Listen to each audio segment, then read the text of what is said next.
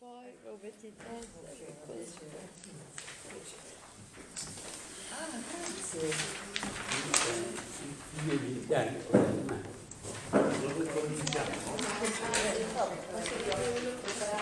Non figlio di mano, hai capito?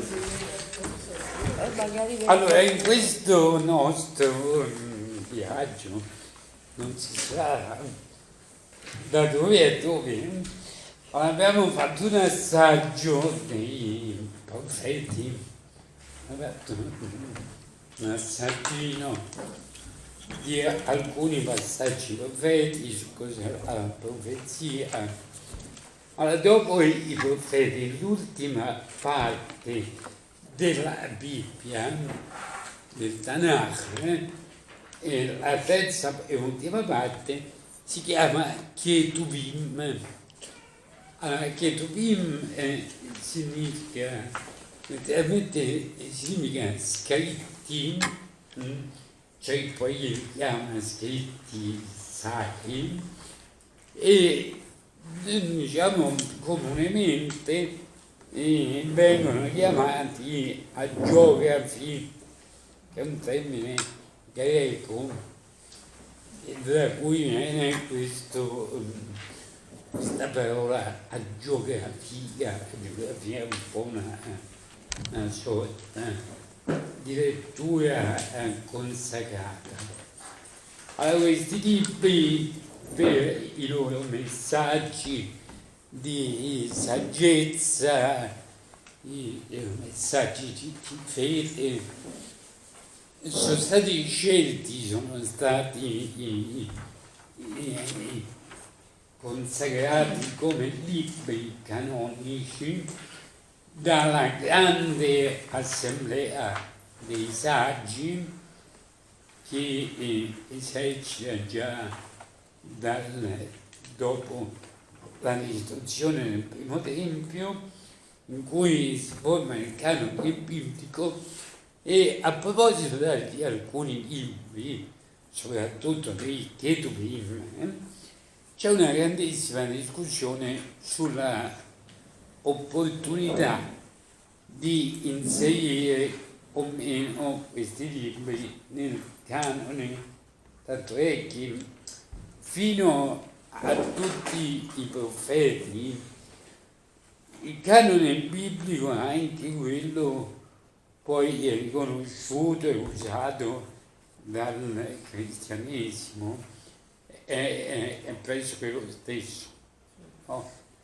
Cioè, il Pentateuco e tutti i profeti è identico, no? Anche se con variazioni di diverse frasi della Bibbia, una per tutte santifica il sabato, quello diventa santifica le feste, cose varie, però la suddivisione, la scelta dei vari libri fino a tutti i profeti è la stessa. Per i Ketuvim la storia cambia, perché per esempio il loro canone ha molti più libri del nostro, cioè ci sono per esempio dei libri come Tobia, il libro di Giuditta, il libro di Maccabei, il Siracide, che per noi restano libri chiamati Chizzonim, in greco verranno definiti apocrifi, cioè che hanno dei contenuti di grande ispirazione, di grande saggezza religiosa, che però per vari motivi sono rimasti fuori. Ok? Allora, i Ketuvim nella Bibbia ebraica, tra cui l'ultima lettera nell'acronimo Tanakh, Torah nel Ketuvim, sono i Salmi, il libro di Giobbe, i Proverbi, le 5 Megillotte, i 5 odori, che sono Ester, Rut, le Lamentazioni di Geremia, il Coelet, l'Ecclesiaste e il Cantico dei Cantici. Poi dopo questi 5 libri abbiamo i libri di Daniele, Esdra e Nehemia, e il libro delle cronache, dove amico cui si chiude il canone biblico. Il pezzo dei pezzi, scrive i salmi, i proverbi, i cinque rotoli. Salvi, Giobbe, Giobbe, i proverbi, i cinque rotoli, Daniele, Esdra e Nehemia e cronache. Come sono? No, fanno parte dei sono parte Ketuvim. dei Ketuvim. Sì, ma se non sono i cinque rotoli. I cinque rotoli sono. Sì. Ai cinque rotoli, no, è una domanda giusta, cioè, sono conosciuti come se fosse un unico libro, in realtà sono 5 libri, sono 5 rotoli che sono definiti come un unico pezzo di Ketuvim, si chiamano Hamesh Mekilot, 5 rotoli, perché in antico venivano letti in dei rotoli. Oggi soltanto il libro di Ester si legge nel rotolo di pergamena, che è scritto senza vocali come sempre Torah. Però originariamente tutti e 5 venivano letti come dei rotoli, e abbiamo detto sono Ester e Ha, che sono le lamentazioni di Geremia. E Ha è il libro di Geremia, la sua distruzione del Tempio, scritto in forma poetica. Quindi Ester e Ha, Shira Shirim, che è il cantico dei cantici, l'Ecclesiaste, il Coelet, no? Scusate, e Ruth, il libro di Ruth, ok? Quindi questi sono in tutto i Ketuvim, va bene? Rabbi Mishlei viene da Mashal. Sì, il Mashal che è un insegnamento allegorico, no? Cioè ti dico, un Mashal è una metafora, sono degli insegnamenti, degli aforismi, dei salmi. E che tu va non viene. Che Duba è la stessa radice, viene la radice taf, bet, che significa scrivere, e quindi i Ketuvim sono gli scritti. Sono ritenuti e sono stati scelti perché sono considerati libri ispirati.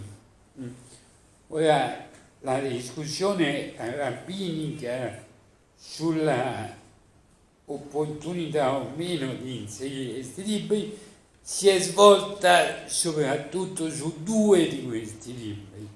Sul libro di Ester, perché non contiene il nome di Dio, cioè sembra una storiella, una fiaba un po' medio orientale, con una concatenazione di eventi del tutto casuali, e c'è stata una fortissima discussione sull'Ecclesiaste, sul Coelet, perché è un libro molto, per certi aspetti, nichilistico, pessimistico, che odora molto di filosofia greca. E anche un altro libro su cui si è discusso è il Cantico dei Cantici, altro libro in cui non compare mai il nome di Dio, considerato anche un libro, tra virgolette, molto erotico. Poi però vedremo questi libri, se riusciamo, magari dedicheremo un incontro a ognuno di questi libri.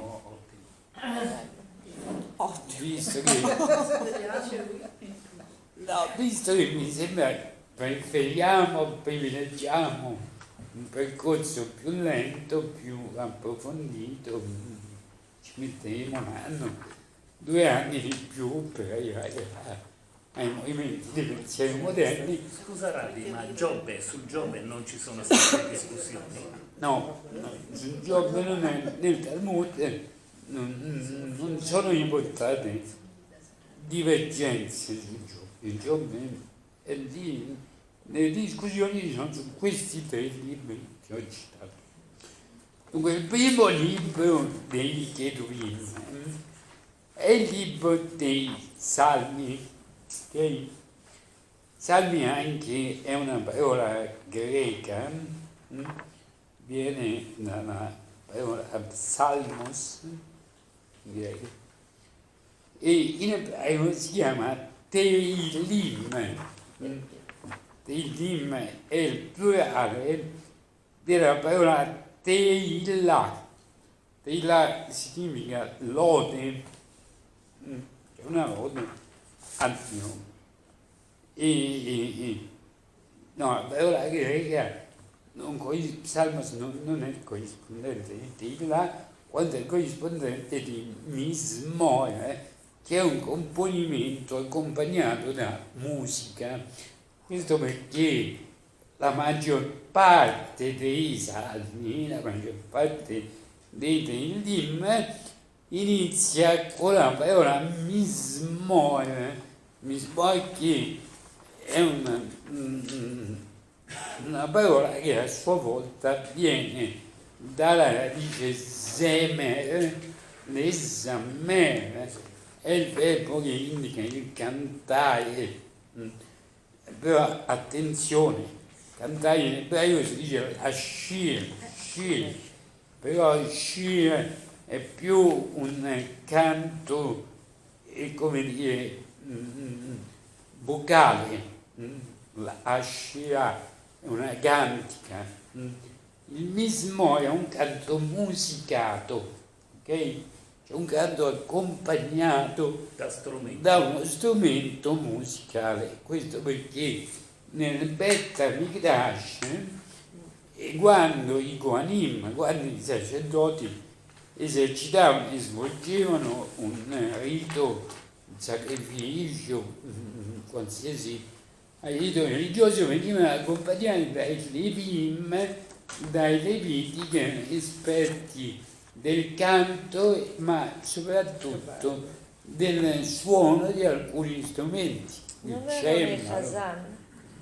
Il Chazan è il Levi, cioè il Levi svolgeva nel Bet Hamikdash il ruolo del cantore, cioè stavano proprio su un vero e proprio pulpito nel Bet Hamikdash che si chiamava il Duchan.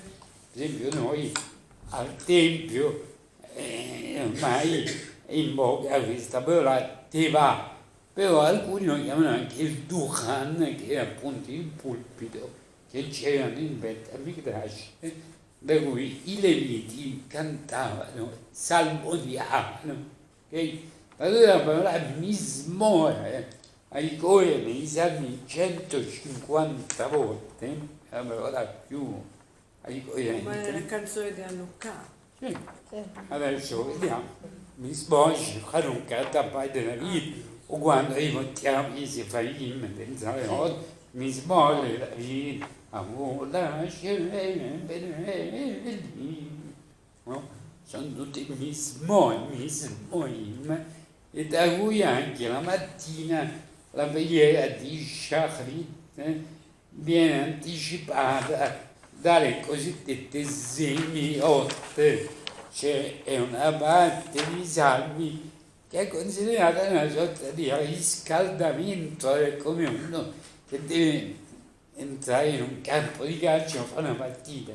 Prima deve riscaldarsi, così noi prima di iniziare la preghiera, ma tutti dobbiamo riscaldarci spiritualmente, e questi salmi di lode, Semiot, gli ashkenazi li chiamano Pesukhet e Simra, pezzi, passi di cantica, ci scaldano il cuore, ci preparano alla tefillah, ci ispirano in qualche modo. Anche la parola klezmer viene dalla stessa radice, Esatto. klezmer, Che adesso- strumenti musicali.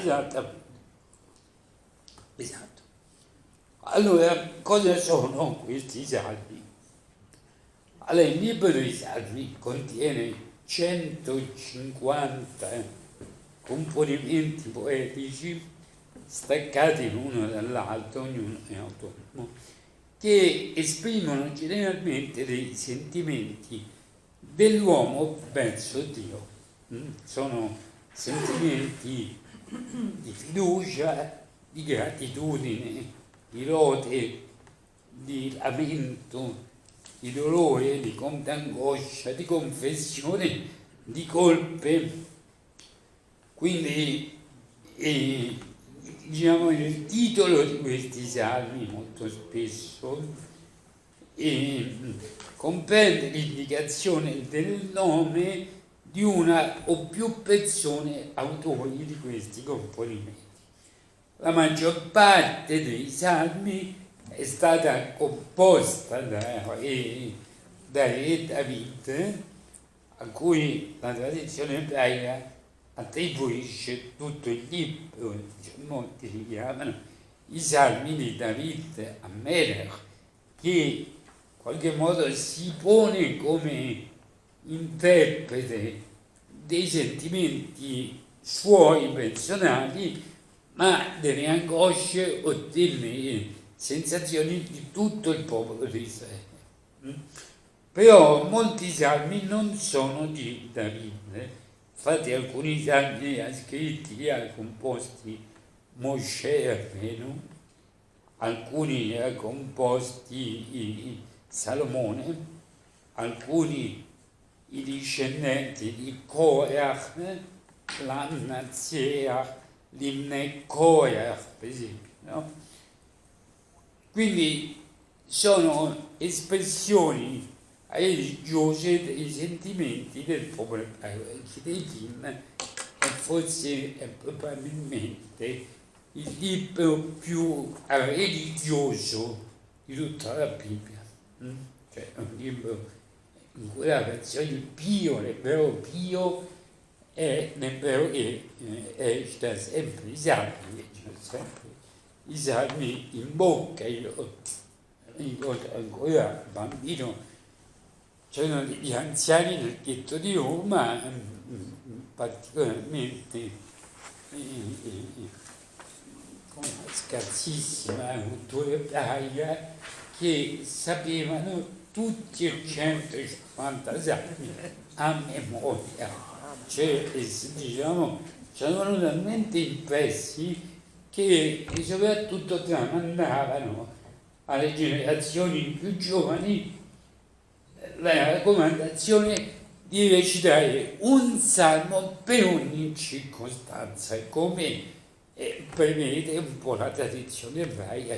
Noi ebrei per ogni circostanza abbiamo un salmo dedicato, per ogni festa c'è un salmo, per una nascita c'è un salmo, per Hanukkah c'è un altro salmo, per i battesimi c'è un altro salmo, i momenti di angoscia, di malattia si deve dire un certo salmo, per la gioia c'è un certo salmo. Cioè, in ogni occasione l'ebreo ha un salmo specifico, ok?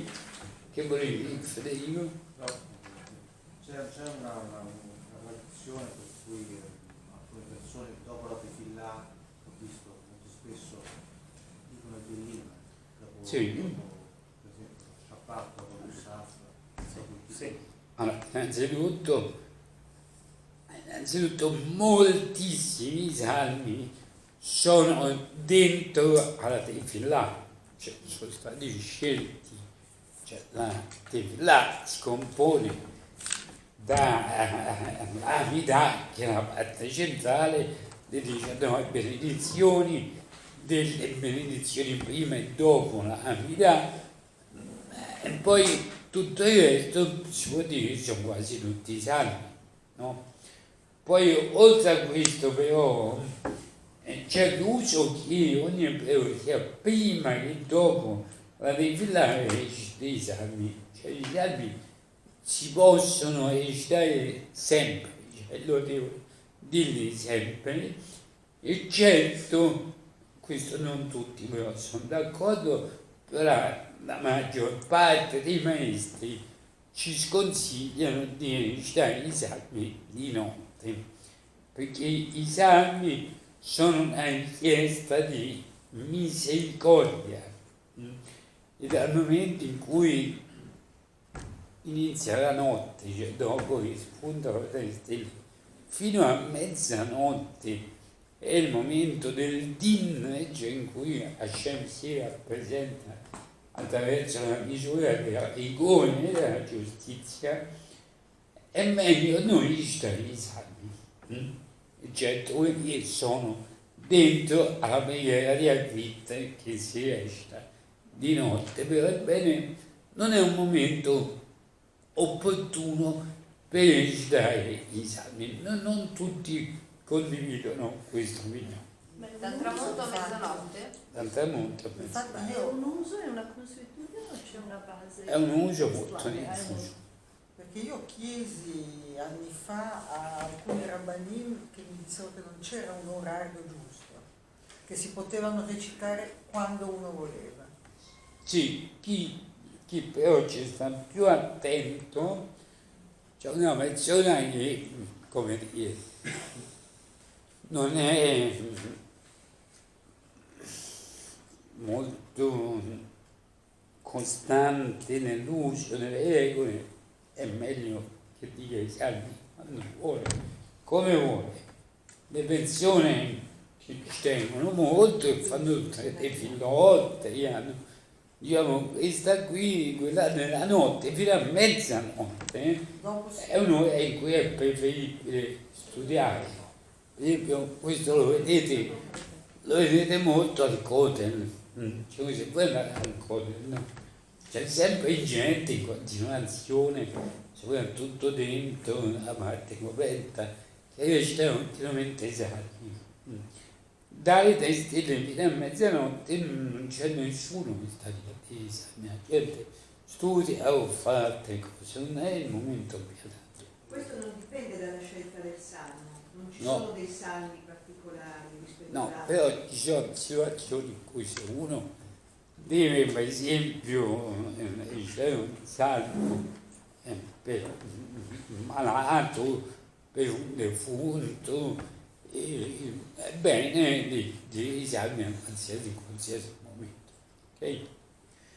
Dunque, i salmi, il libro dei salmi è diviso in 5 libri, come ci sono 2 suddivisioni. Una suddivisione da un punto di vista del libro, il libro è diviso in 5 libri, poi invece c'è una suddivisione tra i 5 libri come la Torah, come se fossero speculari alla Torah, come se ci fosse un pentateuco dei salmi stessi.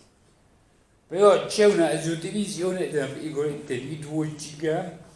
I salmi sono divisi in 7 parti, in cui ci sono i salmi nel primo giorno, i salmi del lunedì, del martedì, del mercoledì, fino ai salmi privilegiati per noi, Shabbat.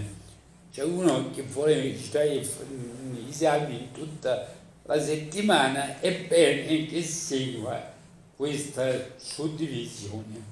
Per esempio, mettiamo che qualcuno dopo mezzanotte dice: sento il bisogno di dire i salmi, che salmo dico? Allora la cosa migliore da mezzanotte, da stasera già Yom e figli, già il 4 giorno mercoledì, quindi prende i salmi e dice i salmi del mercoledì, ok? Siete? Poi vedremo perché quelli che si chiamano i 15 Shir Mahalot, che noi definiamo i salmi dei gradini, il canto dei gradini, che sono sti gradini, sono i gradini che dal cortile del Tempio salivano per arrivare alle parti più intime del Beit HaMikdash. C'erano 15 scalini, se voi andate agli scavi di, come si chiama? Wilson, insomma, quella parte della spianata del Kotel che va verso l'uscita, la porta. L'arco di Wilson. Sì, dove sta l'arco di Wilson, esattamente. lì c'è il rifacimento, cioè si fanno attraverso un plastico 15 scalini che partivano da lì, dove i leviti per ogni scalino che facevano recitavano uno di questi Shira Mahalot, no? Il famoso Shirmanot 121, che è il più conosciuto. Alzo gli occhi verso i monti, da dove viene il mio aiuto, il salmo in cui si invoca l'aiuto di Hashem. E dunque ci sono molte parole coerenti, abbiamo detto un mismore, un'altra parola è Sela, non si sa che significa Sela, una parola intraducibile. Sela arriva 70 volte in tutto il libro dei Salmi. Un'altra parola a cui inizia Monti Salmi è Lamnatseach,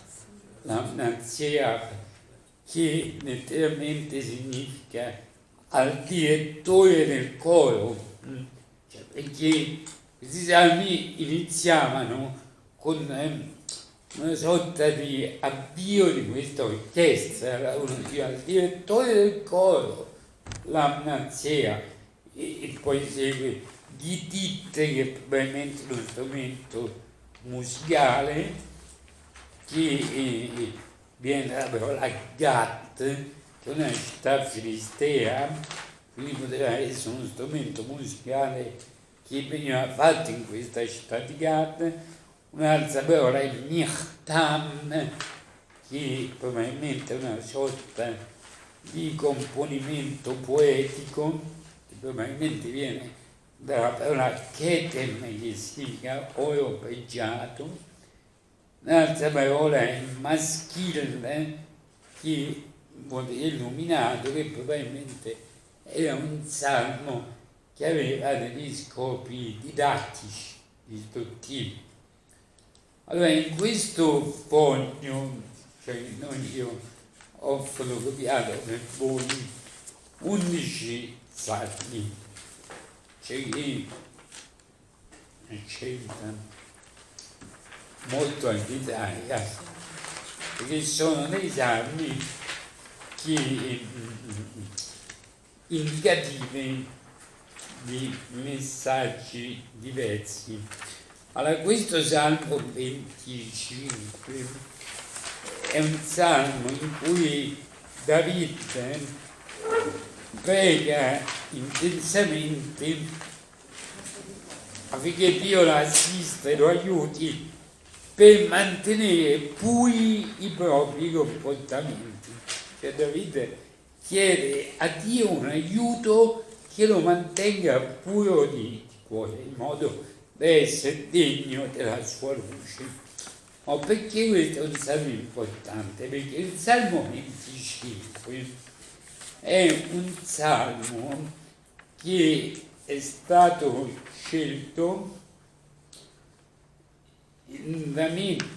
diventa la parte centrale di quella parte della Tefillah che si chiama Tachanun, cioè la parte della supplica, in cui noi dopo non tutti i giorni, in alcuni giorni, non nei giorni semifestivi, non nello Shabbat, non nei giorni festivi, dopo la Midah, noi giriamo tutta una parte che si chiama la supplica, in cui leggiamo i 13 attributi della misericordia di Dio, recitiamo la confessione dei peccati, ci siete? E leggiamo questo salmo con cui compiamo la cosiddetta Nefillat Paim, che letteralmente vuol dire la caduta della faccia, che è un gesto che Mosè e Aaron hanno fatto in momenti di grande disperazione, quando è stata la ribellione di Korach e la maldicenza degli esploratori, che sono caduti con la faccia a terra. Come si dice? Nefilati, è caduta a Paim della faccia, ok? Tanto è che se voi andate in molte sinagoghe, quando si dice questo salmo, alcuni usano appoggiarsi così, si piegano, perché noi non siamo Mosè, non abbiamo, diciamo, la presunzione di noi si sono buttati per terra anche noi per disperazione. Facciamo un gesto che si avvicina a questo atto di disperazione. Tanto è che gli italiani e gli ashkenaziti fanno così poggiandosi sul braccio, non quello dove stai definendo. Infatti lo facciamo la mattina a Shacharit, che abbiamo definito, facciamo sul braccio destro. Quando a Minachah, dopo la Amidah, non abbiamo definito, allora possiamo farlo sul sinistro. Gli ashkenaziti, scusate, i sefarditi invece non si piegano e stanno dritti solo con la faccia piegata, proprio per distinguere il nostro comportamento da quello di Mosè e di Aaron. Questo salmo, questa Nefilat Papaim, secondo la maggior parte degli Ariti, si può dire soltanto in un posto dove c'è il Sefer Torah. Perché? Perché essendo un salmo molto potente, molto evocativo, ci sono dei racconti talmudici intorno a questo salmo terribili, che chi si è concentrato molto dicendo che questo salmo ha avuto la forza di far morire altre persone pensandole, ha una forza del pensiero fortissima. Allora i nostri maestri, questo salmo dice così, i nostri maestri ci dicono che per recitare questo salmo ci vuole una fortissima concentrazione. Dov'è che l'ebreo si concentra? Solo in un posto dove c'è un Sefer Torah, perché ci incute timore e soggezione. Se io per esempio faccio una là, sto in gita e faccio una attività in mezzo alla strada, questo salmo non deve essere detto, un salmo che non va preso sotto gamba.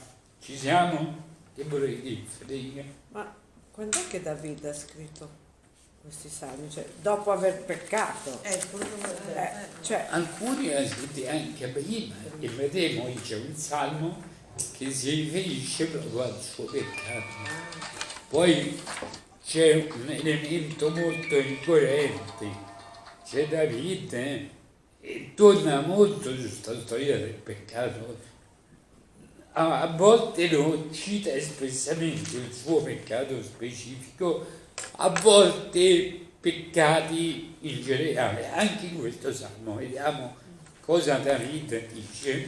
Ma nella corte di Re Saul, Davide era una specie di cantore all'inizio, uno che suonava la lira, eccetera, eccetera. Voce dice mezzanotte una foglia di un albero si andava a posare sulla sua arpa che aveva sopra il fazzoletto, poi abbassa uscire, abbassa la suoneria. È una sorta di sveglia, cioè quando Davide si addormentava a mezzanotte una foglia cliccava su una corda dell'arpa, lo svegliava e lui iniziava con l'arpa a salmeggiare, era il modo con cui lui ha composto i suoi salmi. Questo 25 dice: le Davide le Hashem Nashi Essa. Le Davide, a Davide, cioè un salmo di Davide, a te, o Eterno, e Sannaci, ovviamente i salmi sono scritti in forma poetica, elevo la mia anima, Elohai bechabadachti alle Moshe, agli alzu oirai lì. In te ho confidato, mio Signore, fa che io non sia mai confuso e che i miei nemici non trionfino su di me. Cioè Davide chiede sempre aiuto a Dio contro i suoi nemici, che sono nemici esterni ma anche nemici interni. Ok? Gam col covecha lo Yevoshu aboredim ai gam. Così tutti quanti sperano in te, tutti quelli che sperano in te non resteranno delusi, mentre quelli che ingannano senza motivo saranno confusi.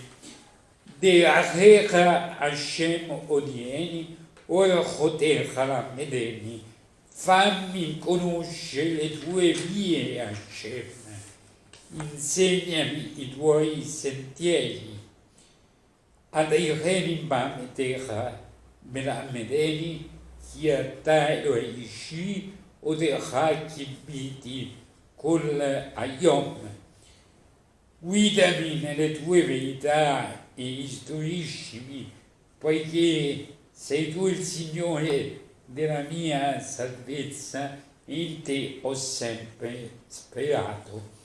Zechol achamecha Hashem ba'chazalecha chi meonam emma. Ricorda, Dio eterno, della tua compassione e misericordia, perché esse esistono all'inizio del mondo. Attenzione a questo verso 7. Chatot neurai ufshai artiskore, che chasdechas e holiatta le mantuvcha Hashem. I peccati della mia giovinezza e le mie trasgressioni, non ricordateli. Certi versi, ovviamente, vedete, questa è una forma quasi infantile, genuina, come si può dire a Dio, non ricordarti di alcune cose, come dire, non tenerne conto, ricordati di me invece, secondo la tua misericordia, per amore della tua bontà, o Eterno. Tovi Hashem al Kenyoer Hattaim Battare. L'Eterno è buono e retto, ed è per questo che guida i peccatori sulla via del pentimento. Yader Anavim Bamishpat Bilamed Anavim Darko. Egli guida gli uomini secondo giustizia e insegna semplice la strada che conduce a lui. Kol Chot Hashem Chesed Ve'emet Denozei Beitov Ve'edotab. Tutti i sentieri del Signore sono grazia e verità per premiare chi osserva il suo patto e le sue testimonianze. Leman Shimcha Hashem Besarata Lavoni Kirav U. Per amore del tuo nome, o Eterno, perdona le mie iniquità, perché è la mia iniquità, perché è grande. Quindi Davide riconosce la sua zona d'ombra. Miserisce Hashem, io rendo vedere Rimchai. Chi è l'uomo che teme l'Eterno? Egli lo guiderà sul cammino che aveva scelto. Nashot e Toptalin, Beseroi Ashaez. Egli trascorrerà la vita nel benessere e la sua discendenza erediterà la terra. Sod Hashem Iliab, Uveitolio di Am. Il segreto dell'Eterno è riservato a quelli che lo temono e a loro far conoscere il suo patto. I miei occhi sono continuamente rivolti verso l'Eterno perché Egli libera i miei piedi dal laccio. Penelai per connegni, chi arriva ogni anni, volgiti a me e abbi misericordia di me, poiché sono solo e infelice. Sarò leva via arrivo, ogni mezzo codai ottieni. La sofferenza del tuo cuore sono aumentate, liberami dalle tribolazioni, areoni amani, besale o colocato dai. Considera la mia afflizione e il mio affanno e perdona tutti i miei peccati. Questo verso 18 è un verso molto utilizzato come scritta sulle lapidi. Non sapete che quando si fa una lapide si usa appunto bene scriverci un verso, un salmo, e questo è uno dei versi più usati. Considera la mia afflizione e il mio affanno e perdona tutti i miei peccati. Io Yehai Chiabbu, Besinato Hamas, se ne uni.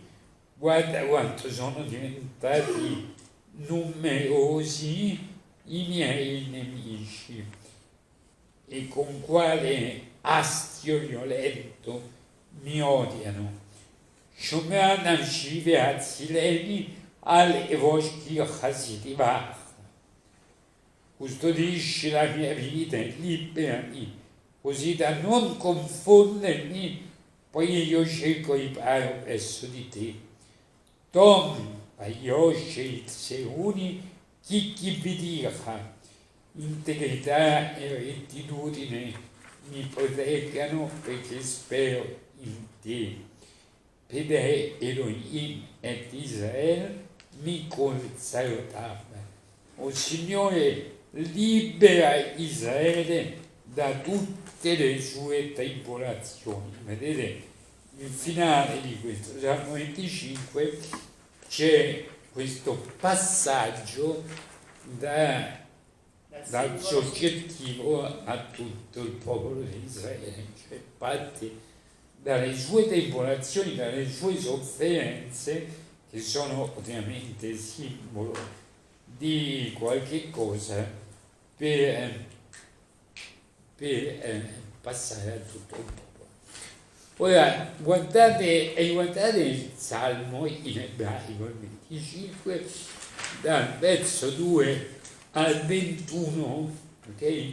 Solo dal 2 al 21, e guardate se trovate qualcosa che dall'1 al 21, dal 2 al 21, dal 2 al 21, così se c'è qualcosa che vi incuriosisce. La domanda di riserva. No, è un buon esercizio. Le iniziali del Questo- verso cominciano con l'alfabeto, tranne alcune lettere. Bravo. Questo è molto ricorrente nei salmi, cioè nei salmi, perché come in molte preghiere, molti salmi sono in forma acrostica, cioè non essendoci la stampa, il modo per ricordarsi utilizzare alcune preghiere era l'alfabeto, cioè uno sapeva che il primo verso iniziava con la Ale, poi l'alfabeto, poi il Gimel, no? Allora questo è uno dei salmi acrostici che va dal verso 2, inizia con la Ale fino al 21, che è l'ultima lettera dell'alfabeto, Tom, con la lettera a parte. Però mancano alcune lettere. Quali lettere mancano? Mancano la Bet, la Bab, No, c'è la Vav, Upshai e Vav. no, all'inizio di parola. Allora, No, l'inizio all'inizio All'inizio di parola c'è. del No, verso, del verso. Il verso dove? Dove la vedi? No, è il Ah, 7, ha ragione, però ha è ragione, più ha avanti. ragione. No, vedi, il verso 5 inizia con la E, il verso 6 con la SAI, per cui manca il verso con la VA. E come c'è il 2 inizia con la Aleph, il 3 inizia con la Gimel, per cui manca il Bet, ok? E poi manca, quale altra lettera? Manca la Kof, quella con la cappetta, perché il verso 17 inizia con la Zadi e il verso 18 inizia con la Resh. Tra la Zadi e la Resh c'è la Kof. Allora, secondo i maestri, il valore numerico di queste lettere risponde a 108, che è il valore numerico della parola Geinom, che è il luogo di punizione dopo la morte. Per cui chiunque resta, cioè i cabalisti lavorano tantissimo sui salmi, sulle combinazioni dei salmi, e dicono che chiunque resta quotidianamente questo salmo è sicuro di non vedere mai le porte del Geinom, cioè del luogo della morte. Questo è E la punizione della punizione Dopo la morte. cioè dopo la morte. Cioè il Geinom è la parte, come dire, brutta, oscura della vita ultraterrena, no? Quindi questo è uno dei motivi per cui questo salmo va detto con grande concentrazione. Da questo salmo 25 si capisce subito che complessità è la personalità di David, una figura molto temporata, piena di angoscia, di sofferenza, no? Scusi, Rato, una persona chiunque, quando è che decide di leggere un libro? Cioè, quando particolarmente si sente in colpa di qualche cosa, legge questo verso. Questo qui abbiamo detto istituzionalmente è stato istituito nella preghiera di supplica. Okay? Ma quando si legge, cioè, quando si sceglie di leggerlo? Di solito non è un salmo che si legge privatamente. Ah no? No, è un salmo, ripeto, ci vuole Minyan e ci vuole un Sefer Torah per leggere questo salmo. Aspetta, ci vuole il Sefer Torah per leggerlo nella preghiera pubblica, c'è Minyan. Se tu leggi i salmi, questo fa parte dei salmi del primo giorno, e tu il sabato sera, la domenica, leggi i salmi, e il Salmo 25 è parte dei salmi del primo giorno, puoi leggerlo.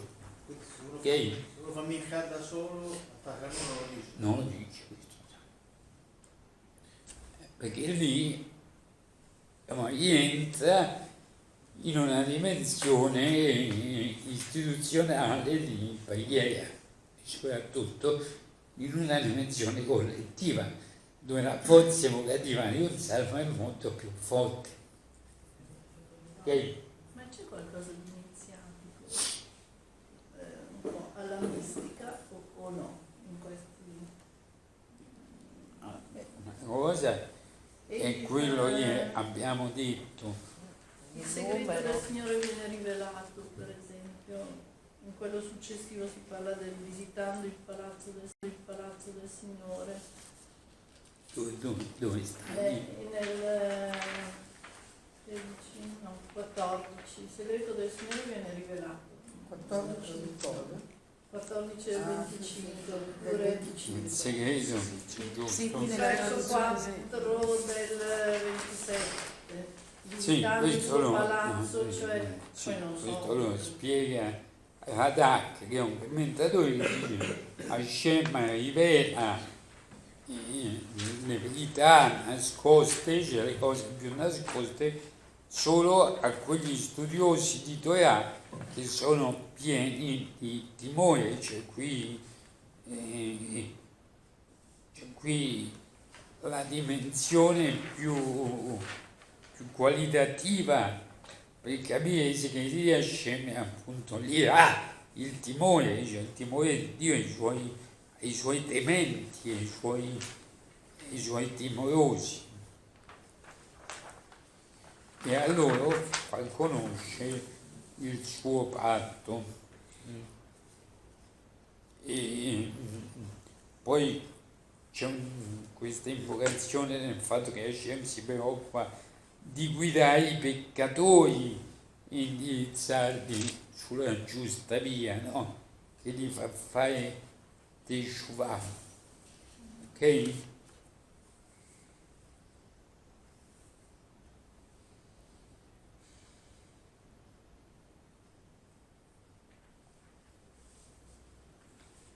No, non facciamo niente. Solo vedete, 29 e 30 sono salmi famosi. Uno è appunto mi svolle David, che è il salmo che inizia sia la Kabbalat Shabbat, perché parla di 7 voci, la parola col voce è ripetuta 7 volte, la parola Hashem è ripetuta 18 volte, ci sono molti significati cabalistici, e poi c'è il Salmo 30 che è il Salmo appunto di Hanukkah. Il Salmo 29 si legge quando si tira fuori il libro della Torah. Quando si riporta dentro il libro della Sì, Torah. Mismorle Davide, Vola Adonai, Lì è all'inizio della Kabbalah Shabbat, no? Il Salmo 18 volte il nome di Hashem. No, ed Hashem torna 18 volte, mentre la parola Kol è ripetuta 7 volte, ma questo lo studieremo più nei dettagli. La parola col nel 29 ricorre 7 volte. 7 volte. Questo 29 è un altro salmo di quelli che si recita collettivamente. Sì, abbiamo detto che dà inizio alla Kabbalat Shabbat, a cui i componimenti poetici calcolano l'ingresso dello Shabbat e si recita solennemente quando si riporta la Torah dopo averla letta nella Iona ancora. Questo perché anche il 29 passa da un fatto, diciamo, individuale a un fatto collettivo, poi si chiude con un'invocazione collettiva, come il 25 o no? Salmo 29 direi che è tutto collettivo, anche il verbo iniziale Abul Hashem Benaim, celebrate, è tutto al plurale.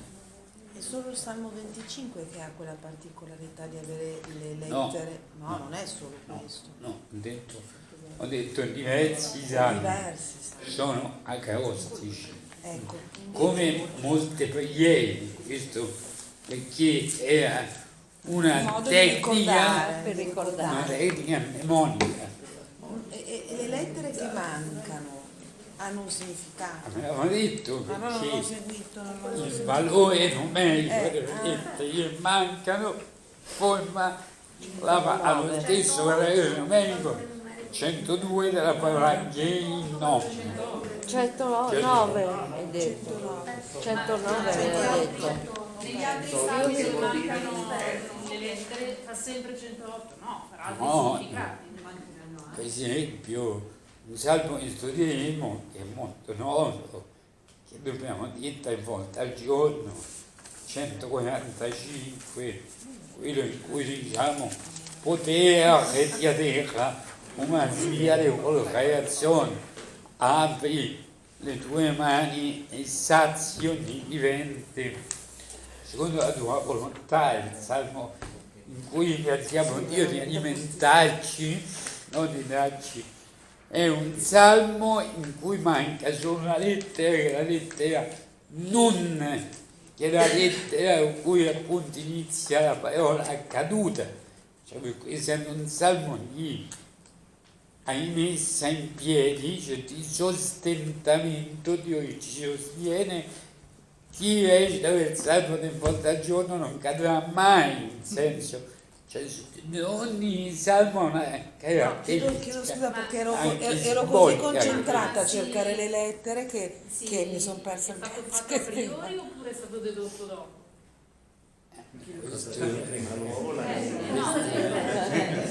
È una domanda Cioè, poi dopo uno diceva qui cosa manca, questo non va a dire, prova a dire, oppure lui intendeva dire che ovviamente come dici, noi ci mangia 248 parole come 248 membra del corpo umano. Non è niente un caso, cioè, secondo la visione religiosa, cioè, se questi testi sono ispirati, sono in qualche modo un messaggio divino agli uomini, anche in questi messaggi criptici che vanno decodificati c'è un messaggio.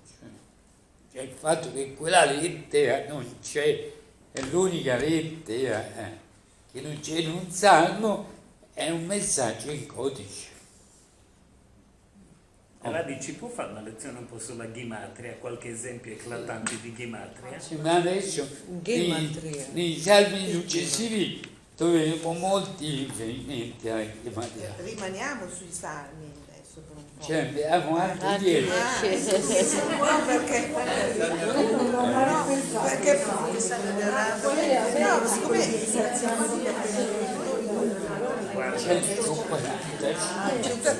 siamo un attimo io ci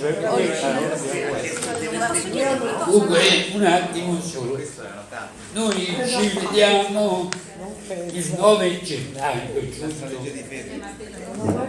9 gennaio.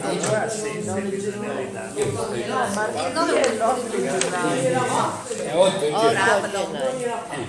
Vi consiglio veramente a tutti di venire adesso alla serata di Pesce, che è molto interessante, il giorno 3 raduni.